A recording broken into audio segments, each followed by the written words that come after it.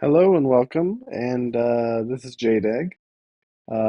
It's been quite a while, but what I really wanted to do was do another card review. It's been a long time since we did a card review, and I've got a lot to catch up on. And so what I was thinking was, for the people that are more interested in what was just data mined a couple days ago, we can start off with the August season cards, and then we can go back down to what's basically happening this month in June, as well as the July cards as well, right? So I figured that'd be a nice little way of going. So without further ado, let's just get started, right?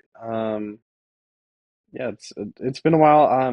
I've been kind of out of the game. I've been really focusing on other stuff, so maybe I hope I don't miss anything crazy. But first off, we've got Kate Bishop. She's a two cost, three power, and she's an on reveal add two arrows to your hand. So that's gonna be two random arrows. And so then you got these four options, right? It's kind of like Nico Minoru. So you got a one cost negative two acid arrow that switches sides. So you get like a mini green goblin. You get a one cost one power on reveal if you play a card at this location next turn plus three power. So that's basic arrow, and it's just kind of like a mini Hawkeye. Grapple arrow, one cost three power on reveal. After you play your next card, move it to this location. Um, there isn't actually a card that says exactly that, but Ghost Spider, Iron Fist kind of stuff. And Pin Particle arrow, so it's one cost one power ongoing. If your side of this location is full, plus three power. So right off the bat, really powerful effect. Mariah Hill, if you guys remember who Mariah Hill is, she's two cost three power that just adds a single one random one cost card to your hand. Mariah Hill is crying right now, basically. And so Kate Bishop is really good. You get a lot of flexibility here with what you're getting, and as you can see later on in the in as we go on through cards for the August season, there's a lot of like zoo kind of cards with one cost synergies, as well as like curve filler synergy cards. So Kate Bishop's really good for that, right? You just jam your two, and then you have two one cost cards to kind of help you bridge your gap and the other turns, right? This worked really well with Loki, right? So this is another card kind of similar to Snowguard that gives you two cards that you can then transform. And sometimes you just jam one of these because they're really good, right? Acid Arrow is insane. It's literally just a green goblin, a slightly smaller green goblin for a third of the cost. So that's probably the best one for me. And then Basic Arrow and Pin Particle are just smaller Hawkeye, smaller Ant Man, without the liability of just one card dedicated to such a small effect, right? Because you're getting an extra arrow as well as this 2/3 body. And then the grapple arrow kind of goes to show that Iron Fist and Ghost Spider could maybe use a buff to one cost three power because literally the basic arrow and the pin particle arrow are slightly nerfed versions of Hawkeye and Ant Man, and then grapple arrow is a little feels kind of a little silly in that it's literally just better Iron Fist or Ghost Spider in most cases. So I thought that was kind of silly. It's kind of similar to Nico Minoru, though. Acid Arrow seems like it's going to work almost every time. Basic Arrow, it's a little bit of work, but it's a one cost four power card, so it seems pretty good. Pin Particle as well. Maybe a little bit more difficult than the Basic Arrow. I guess the Basic Arrow has the downside of not being as good as turn six, well, the Pam arrow kind of needs you to commit a little bit more than that basic arrow. And then lastly, grapple arrow. That one's probably going to be similar to Niku Minoru in that like you don't really care about the effect. In most cases, like Nico Minoru, whenever you roll the move, you're kind of like upset. At least for me, because you rarely really ever use it. The good side about it though is that it kind of compensates in that it's a one cost three power without needing to do anything else. So it's the most power without anything else needed on one of the arrows. But let's just kind of talk about what cards this can go into. So obviously the first thing that comes in my head is Loki. Another thing that I think of is Zoo decks, right? So like even before I was trying Mariah Hill like way back when, and so Kate Bishop is a huge upgrade there for those kind of zoo decks that like a little curve filler. because maybe they just want to jam a whole bunch of one drops on turn six, and so just like an option to kind of fill their hand in the early game while still adding stuff. It's really nice. Not to mention that this works really well with Gilgamesh. Basic Arrow and Pam Arrow build up their bodies for your Khazar and your Blue Marvel. So some nice synergies there. And then another thought that I has had is like Thanos, right? I don't see it's just a toolbox card. Thanos is kind of a toolbox deck.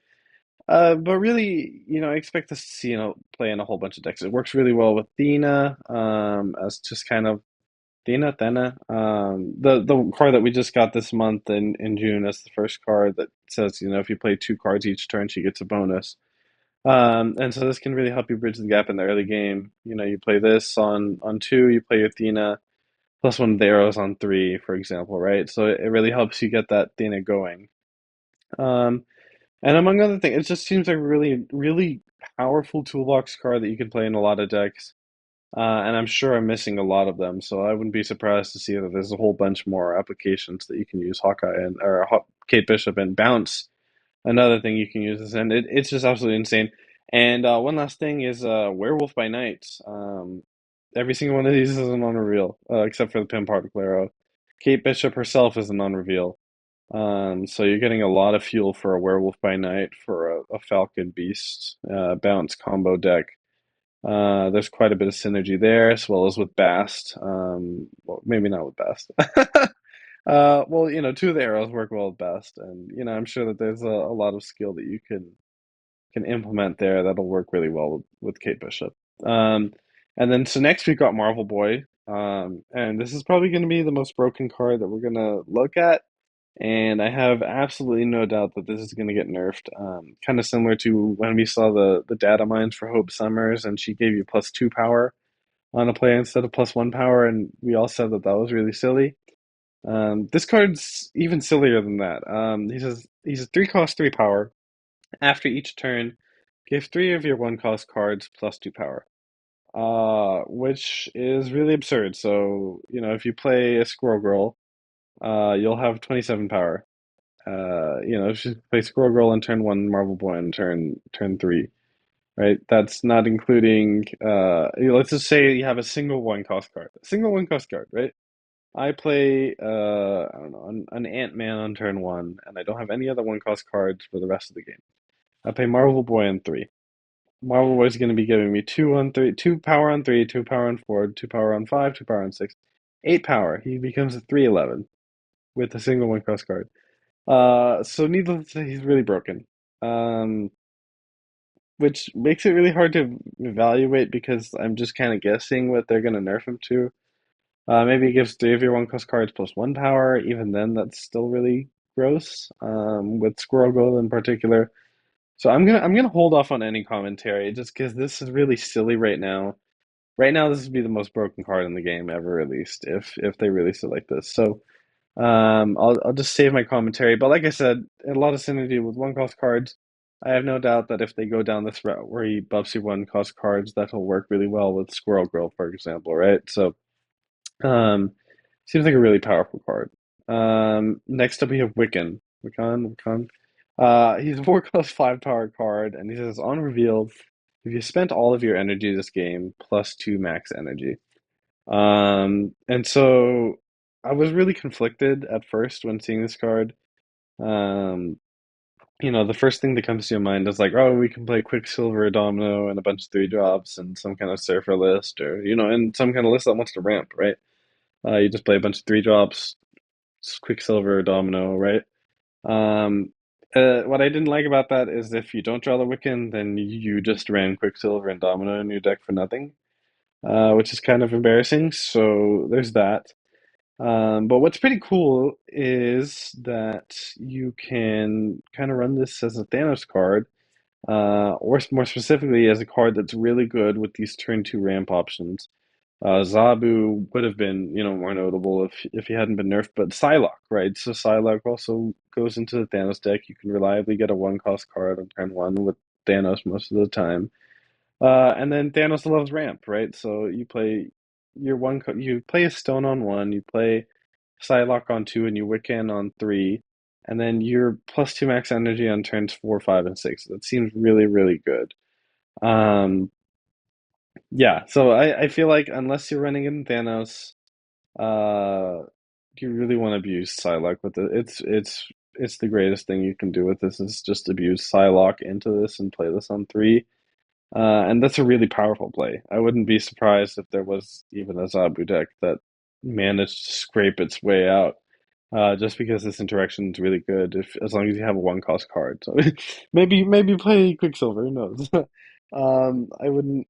I don't want to say I wouldn't be surprised because this is just such a powerful effect. +2 max energy is insane.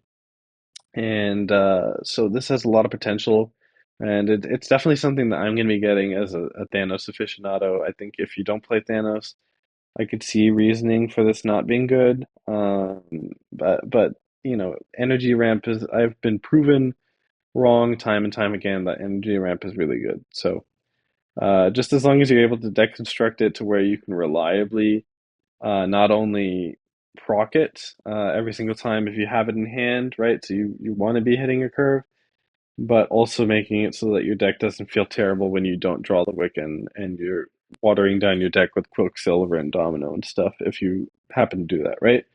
Um, Next up, we've got Speed. He's a 3 cost, 3 power. Ongoing, +1 power for each turn in which you spent all your energy. So another one of these, curve filler is going to make this card better. So let's just say that you play your full curve the entire game, turns 1 through 6. This is going to be a 3 cost, 9 power, right? Which is kind of boring. We've seen with Red Hulk that it's pretty easy, surprisingly easy to miss your curve. Um, Even if you do build your deck for it, right? There's only so many cards in the deck, and there's so much variance. So, yeah, let's just say this is like on average a 3/7 is what I'm thinking, right? 3/7, it's okay. Great. Sometimes it's 3/8, sometimes it's 3/6. If it's a 3/6, you're pretty upset. I mean, you're not that upset. And it's just a big stat stick. And so, I'm sure that in some mid-range metas where you just want a big old stat stick, this is something that you want to look at. The biggest comparison I can think of is like Gladiator, right? So Gladiator sometimes it whiffs. This is 3 cost, 8 power. It's kind of fallen off recently though. And so that's why I'm not high on speed. That sounded wrong. But I think that the fact that this is an ongoing does kind of open up some possibility for this to go into a Spectrum deck, right? So all these Spectrum decks just love a big old stat stick that they can play, that they can buff up with Spectrum. Right now they're playing Captain America as a 3 cost, 8 power if you commit three other cards into that lane. So I could see this replacing it. I could see this just taking the spot of another card in that deck and being pretty solid for any kind of for Spectrum or any other archetype that just really wants to curve fill, right? That really wants to stat stick while curve filling, I should say. And then, but I'm still not huge on speed.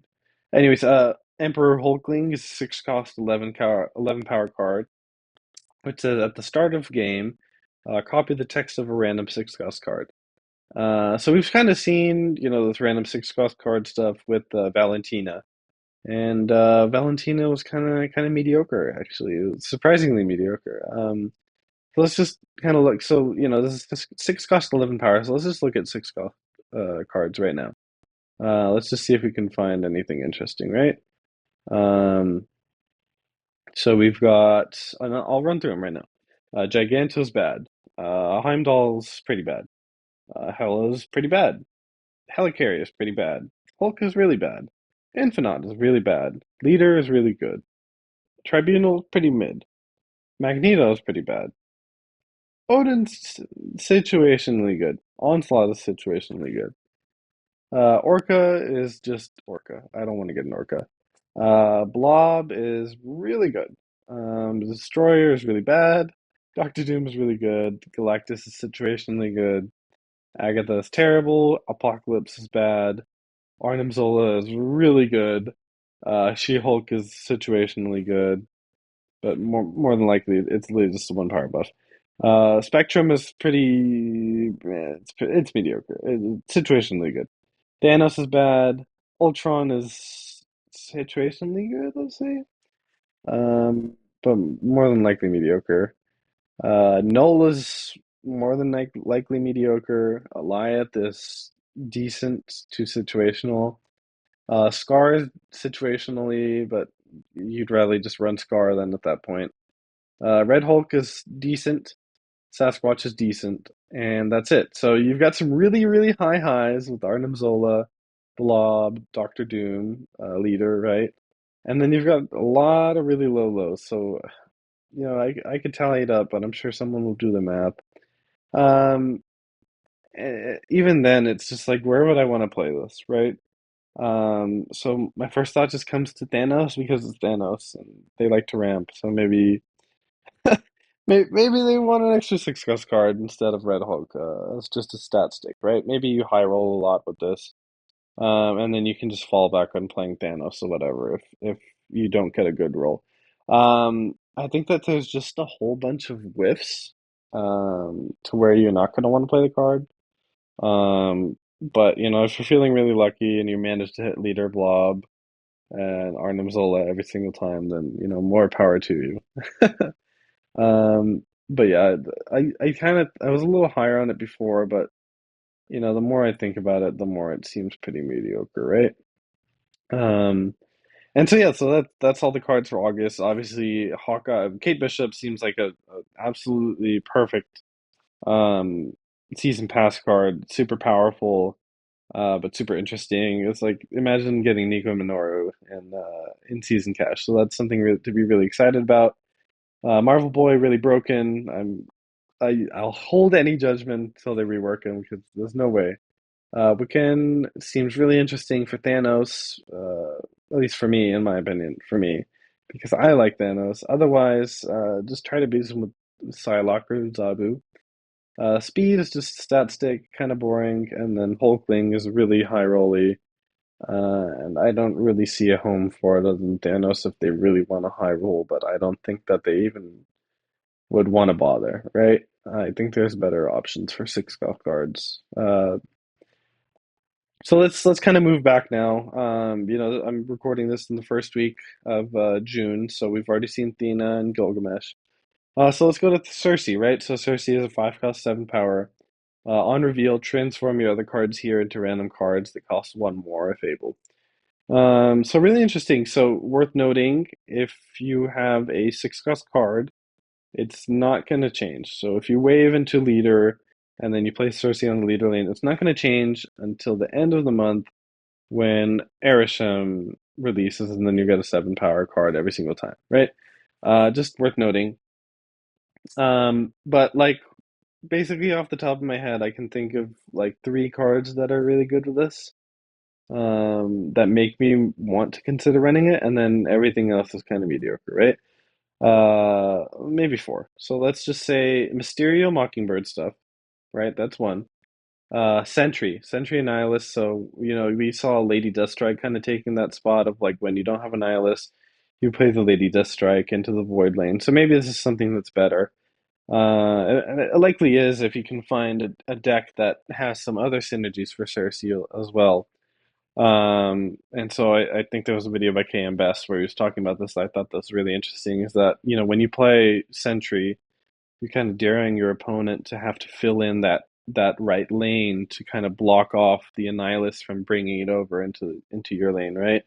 But Cersei kind of punishes you if you do that because now you're getting a huge power spike in that lane, and you can kind of just overpower what they committed into that lane, right? So you get the 7 power plus another 5 cost card, which is really powerful. So the Sentry, there's Mockingbird, Mysterio stuff. So you just replace one of the zero cost clone Mysterios, as well as whatever's in that lane, and then it also discounts Mockingbird. So that's pretty interesting. Brood, and so I'm not really huge on Brood because it does kind of feel like you have to commit to that lane. It's not like Blink where you can play the Jubilee in one lane and then the Blink into another lane that needs help, right? So you can get that split lane pressure. which is why I don't like maybe like Jubilee into Cersei. I think that Blink is just going to kind of fill that role better. Whereas Cersei just kind of comes in as if you just really want redundancy on that effect, right? And so then the last thing that I wanted to say, so Brood, Mysterio, and Sentry is a White Tiger. So White Tiger and Jubilee stuff, just kind of things where you really just ratherly have a Blink in this kind of Ravonna deck. But Cersei's a really nice kind of backup. So really interesting card. I think that she's cool if you want to build those decks. For me personally, I do like those decks. But I spent four spotlights on Thena, so I don't have anything available to me. So I'm really upset about that. But that's okay. I'll see if I can power through to get Cersei or not, based on how people do with it. I wouldn't be surprised if she's kind of mediocre, or if you would ratherly just save your spotlights and just hold on to your Lady Deathstrike, or maybe she's not that important. So I could absolutely see that, just because she's really just playing second fiddle to either Annihilus or to Blink.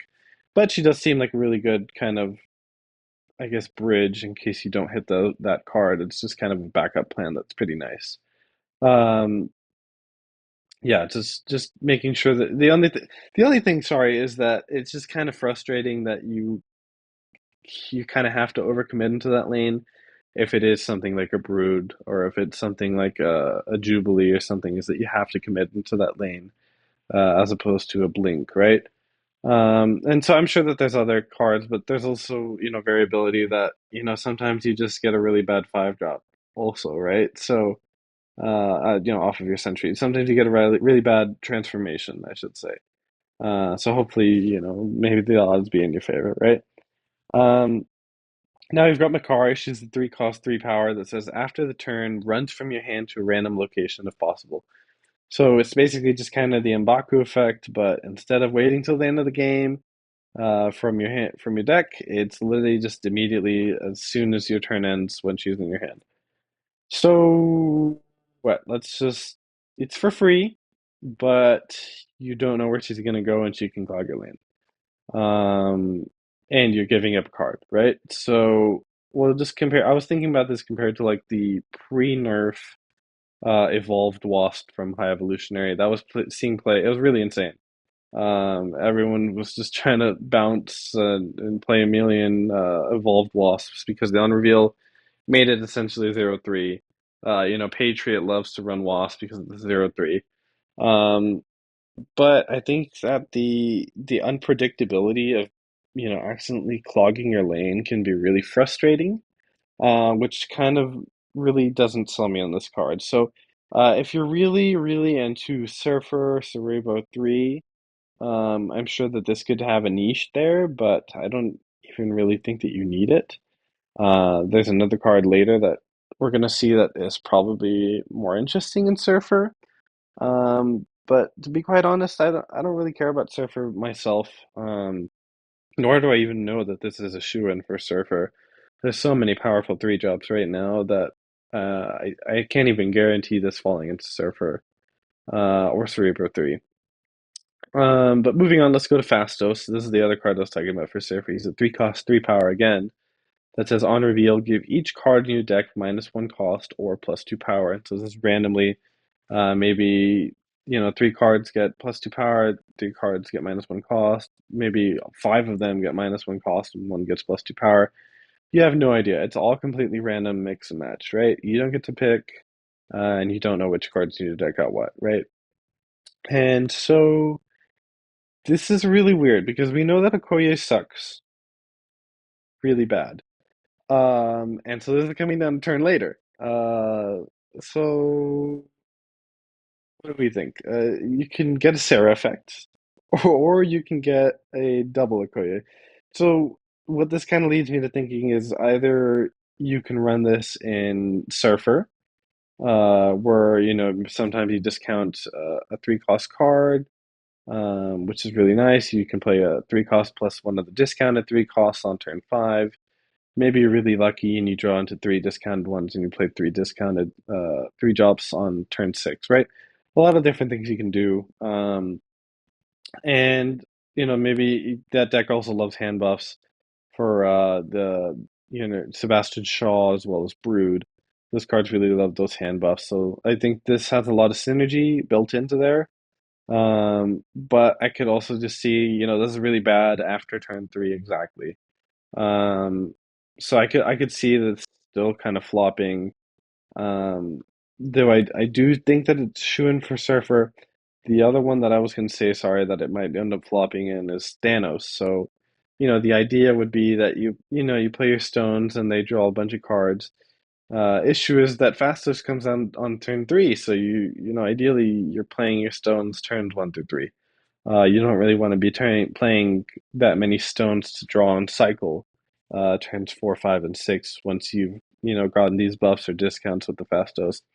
Um, so I do think that it's probably bad in Thanos. Maybe some experimentation there, but really just seems like a surfer card for the most part to me.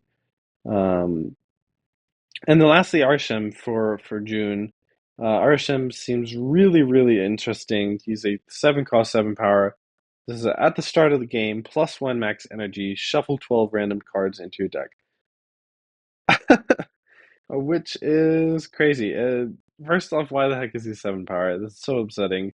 But second off, okay, so you have a huge effect that you are ramped 1 energy the entire game. You usually play Electro for that effect, and he is terrible. He's a 3 cost 2 power, and he only lets you play 1 card a turn. So what's the downside is you have 12 random cards in your deck. District X games suck. Every single time that I played a District X game, I get half of my cards are useless. My hand, runs out of cards, and it's just a bad experience. And so there is a simulator for this. So I ran the simulator a couple times. The cards really do suck. Half of the time you're gonna get a bad card. But the good thing is that you can still run your actual own deck. So you're gonna be, on average, drawing half of your deck and half of these random cards, right? So, although I will say Arshem is a whiff. So maybe like 13 out of the 24 cards in your deck are bad, and 11 of the 24 are good, right? Um, Whatever. Anyways, sometimes one of the random ones is good. But the good thing is that you have a lot of synergy here that you can kind of build in, right? So there's being able to play wave on turn two, you'll have 3 energy, and so then on turn three, then you'll be able to play whatever expensive card you have while your opponent isn't able to because they're still on 3 energy, which is pretty interesting. You've got Quinjet that will discount every single one of these random cards in your hand. You have Mockingbird that's going to be discounted by every single one of these random cards that you play onto the board. Blob is going to be really good because your deck is full, so Blob is always going to be guaranteed at least 15 power. He's not going to like run out of cards to eat. So he seems like an absolute staple. And then Loki as well. So Loki is just going to be able to transform whatever junk that you got off of Arshem into something usable. So it seems like we're building into some kind of really interesting Loki deck that's kind of like just a ramp Loki, which is crazy to think about. Where you just have a whole bunch of random stuff, um, and you're just really trying to run cards that are going to fuel you. So, like, I was thinking Agent Coulson. You're just able to play those cards earlier, and it gives you more options to use with that ramp. Um, but to be quite honest, I don't know how I feel. So I ran a simulator.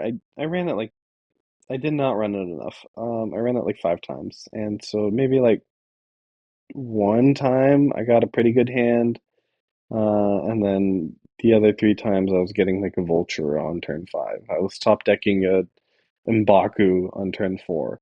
There's a whole lot of junk that you don't realize is in the game because they never see play.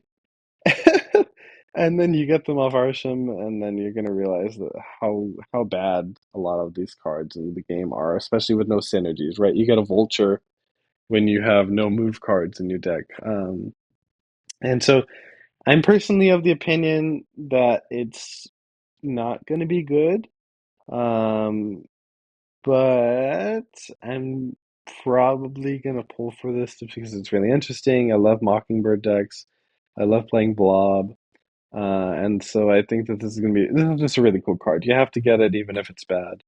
You're gonna have a whole bunch of fun, and if he's not good, then you just play him with friends and you make an Airsham tournament. That could be pretty fun.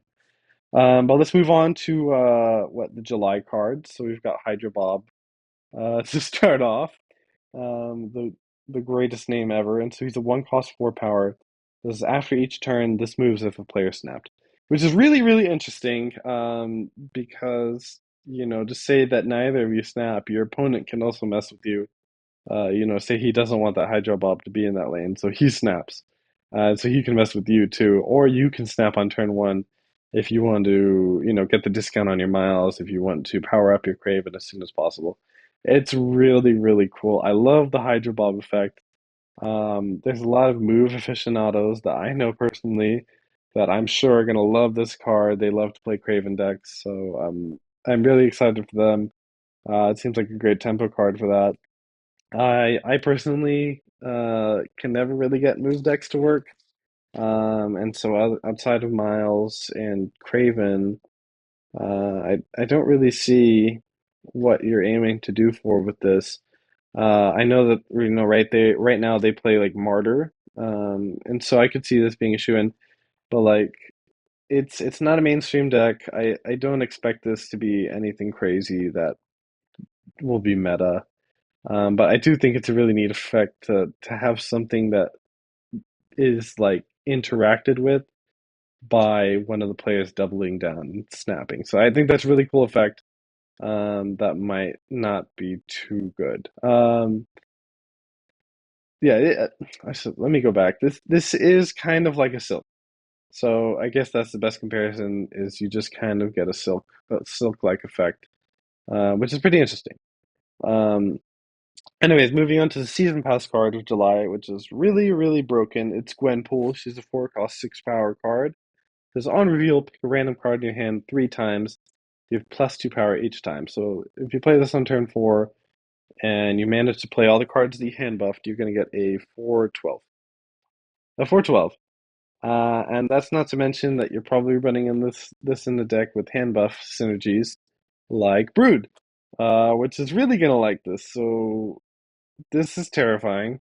Now the thing that people might not talk about is the fact that you have to play the cards that you hand buff. So if you have a big hand and you'd rather play your 6 drop instead of your 2 drop and your other 2 drop on turn six that got buffed, then if you play the 6 drop, you're not getting as much value, right? If you happen to buff the other two drops, that was a really bad example, but basically you have to play those cards that you buffed to get the full value of this, right? But I have no doubt at all that this is going to see play. Um, it's just a really powerful effect. It's just a bunch of stats, and Brood has proven time and time again that he has a lot of synergy. That you can really, really abuse hand buffs with him. So I have no doubt this is good, and I look forward to seeing what kind of mess we end up going into playing against this card. What people can cook up. Maybe that'll be another video that I come up with is some decks for these cards. Because this is one that I really do want to build around and see what I can do. It's been quite a while since we had those hand buff brew decks like the what was it Forge, and it was Absorbing Man back then, and Brood, and just abusing it. It was just a whole bunch of points on the board, and so I could see that coming back now with Gwenpool. Next up, we've got Ajax. A lot of people really like this card. I don't like it. He's a 4 cost 4 power card. Has ongoing +1 power for each card in play afflicted with negative power. So kind of like that abomination effect where he does better when you've afflicted cards with negative power. So first off, Hazmat, right? So Hazmat is really good with this. I'll admit it. The issue is though that you have to consider that if you Luke Cage, to get rid of the affliction on your side, then Ajax loses that power, right? So if I play Hazmat and Hazmat, afflicts three cards on their side and three cards on my side, Ajax will start as a 4/10, but when I play Luke Cage down, then Ajax will be a 4/7, right? And I don't know how I feel about that. Um, Hazmat has always been kind of a card that's like teetering on the on the edge of being, near playable. The other issue here is that if this is ever remotely good and meta, that the opponent just texts in Luke Cage and now he's a four cost four power card, which is really, really bad. So, um, when we first got revealed this, I liked the fact that, Shang-Chi was seeing a little bit more play at the time, so you can drop this on turn four without having to worry about Shang-Chi. But right now, Shang-Chi has surprisingly dropped off out of the meta. So even that is kind of cut off for Ajax. So I'm really interested in seeing what kind of deck people can cook up with this. I'm sure it's going to be some kind of hazmat deck. I don't really see it with the other stuff because Man Thing, U.S. Agent, those cards really work with like they hit like maybe two cards, right? And you don't want to be hitting your own stuff to power this up. If I hit my two drop with Man Thing, then I lost two power and my Ajax got one. So that's not good. Um, I want to be playing Luke Cage in that, so Ajax isn't gonna get to really, I guess, benefit off of that. So I'm really thinking that if you're not running Hazmat, if you don't draw Hazmat, while playing this card, that it's going to be really a dud. Um, so I'm interested in seeing what people cook up. I look forward to seeing the highlight videos where someone goes Wong Hazmat and then they play a giant Ajax. Um, but really, I don't see it. I don't see it. It just doesn't scale up enough, unless you get that giant Hazmat play on turn six, right? So I'm not a big fan of that. And I'm not a big fan of just being able to take in a Luke Cage and then it's useless. Next up, we've got Cappy Cat. She's a three cost five power card. It says when you draw this, steal a text from the bottom card of your opponent's deck. Which is really weird. So the good thing is that this is kind of like a cable effect, in that you know what is at the bottom of your opponent's deck and they don't. Without even having played this card, this just you see it while it goes into your hand, which is really interesting. So you get that kind of one-sided information on your opponent's deck, on what's going to be happening with their deck, what they're not going to be playing that game, which is really interesting to me. As well as just, it's a three cost five power card that can high roll quite a bit. And it's just kind of got that Iron Lad effect. And so obviously you're not going to be able to abuse it as much because it's your opponent's deck instead of your own deck. But sometimes it's going to high roll, sometimes it's just three cost five power card, which you're not upset with. So I'm personally, if I had extra keys, I would pull for this. If I don't, I won't sweat it. But definitely a powerful card that has some potential to do well, and I think it's really interesting, that one-sided information aspect of it without even having to play it. And then lastly, Cassandra Nova. This card is another really broken one. It's three cost one power card. It says on reveal, drain one power from each card in your opponent's deck. And so this is really, it's kind of a little bit unclear, um, on what it's going to do. From how I understood it, is that it's not only is it going to, you know, lead, kind of do a scorpion effect on your opponent's deck, in making everything minus one power in their deck, but Cassandra is also going to gain the power, is what I understand. Um, yeah, if she doesn't gain the power, then she's pretty bad. But if she gains the power, you play this on turn three. Your opponent has six cards left in deck. You just play the three cost seven power card that also made the rest of your opponent's top decks worse. So the next three cards that they draw on turns four, five, and six are going to be worse, right? So maybe it'll be a 3/8, maybe it'll be a 3/9, which is really insane. It's really, really, really gross. Um, so right now we're seeing a bunch of Ravonna as well, and this is another card that is able to abuse Ravonna. So really, really terrifying card that I don't want to deal with. This is gonna absolutely destroy any of these, Gwenpool Brood decks, not to mention. If the Brood is left in deck and they play Cassandra Nova, then your Brood just got so much worse. So really powerful card, which is with a bunch of really cool variants, by the way. Um, yeah, I gotta shout these out. They're both really spectacular. But seems just like a must-have. Just absolutely powerful. Your opponent plays a single card that they drew turns 4, 5, and 6, and this is a 3/8.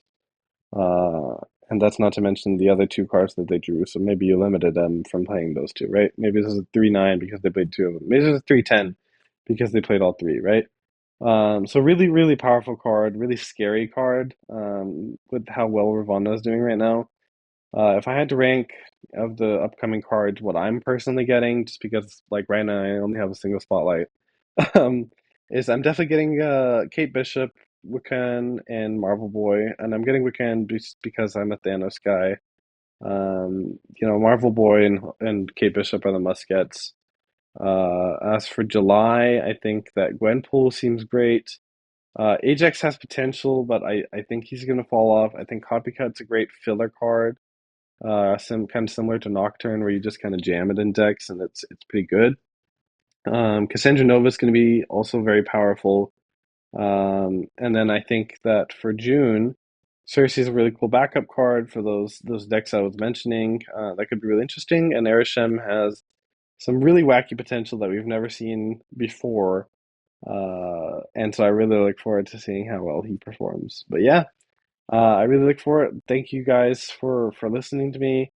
I kind of hope that I'm able to build some decks with these cards, especially some of the more interesting ones like Marvel Boy, Kate Bishop, Ajax maybe, Arishem. So I'm really looking forward to that, and I appreciate you guys listening in. And until next time, let me know what you thought about my ratings. I'm sure that you guys might have differing opinions on some cards. And I'd love to hear them because I feel like I learn a lot more from other people just because I like to focus on my variant. So let me know and appreciate it. Bye bye.